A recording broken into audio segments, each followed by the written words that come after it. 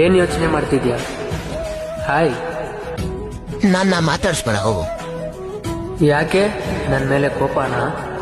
ನೀವ್ ಹೇಳ್ತಿರಲ್ಲ ನಮ್ಮ ಕರ್ಮಗಳನ್ನ ಮಾಡ್ಬೇಕು, ಆದ್ರೆ ಫಲದ ಚಿಂತೆ ಮಾಡ್ಬೇಡ ಅಂತ. ಎಲ್ಲಿವರೆಗೂ ಅಂತ ಕರ್ಮಗಳನ್ನ ಮಾಡ್ತಾ ಹೋಗ್ಲಿ ನಾನು? ಎಕ್ಸ್ಕ್ಯೂಸ್ ಮೀ ಸರ್, ನೀವ್ ಯಾರ ಜೊತೆ ಮಾತಾಡ್ತೀರಾ?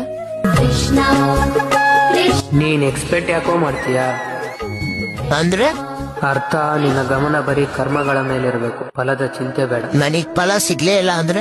ಹಾಗಾದ್ರೆ ನಿನ್ ಕಣ್ಣಾರೆ ನೋಡ್ಕೊ, ಪ್ಲೇನ್ ಹಾರ್ತಿದೆ. ಈ ಪೈಲಟ್ ನ ಎದುರಿಗೆ ಮುಂದೆ ಎಲ್ಲಾದ್ರೂ ಬಿರುಗಾಳಿ ಬೀಸುತ್ತೆ ಅನ್ಕೋ, ಆದ್ರೆ ಅವನು ತನ್ನ ಪ್ಲೇನ್ ನ ಮೇಲೆ ನಿಯಂತ್ರಣ ಇಡ್ತಾನೆ. ಇದೇ ರೀತಿ ಜೀವನದಲ್ಲೂ ಸಹ ನೂರಾರು ಬಿರುಗಾಳಿಗಳು, ಸಾವಿರಾರು ಕಷ್ಟಗಳು ಎದುರಾಗಬಹುದು. ಆದ್ರೆ ನಿನ್ನ ನಿಯಂತ್ರಣ ಕೇವಲ ನಿನ್ನ ಮನಸ್ಸಿನ ಮೇಲೆ ಇರಬೇಕು ಹೊರತು ಜನ ಮಾತಾಡೋ ಮಾತಿನ ಮೇಲಲ್ಲ.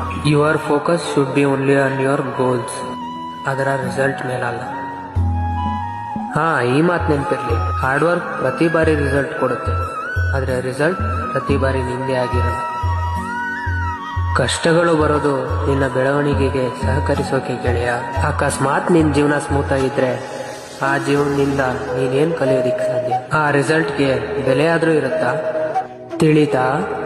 ಮತ್ತೆ ಸಿಗೋಣ.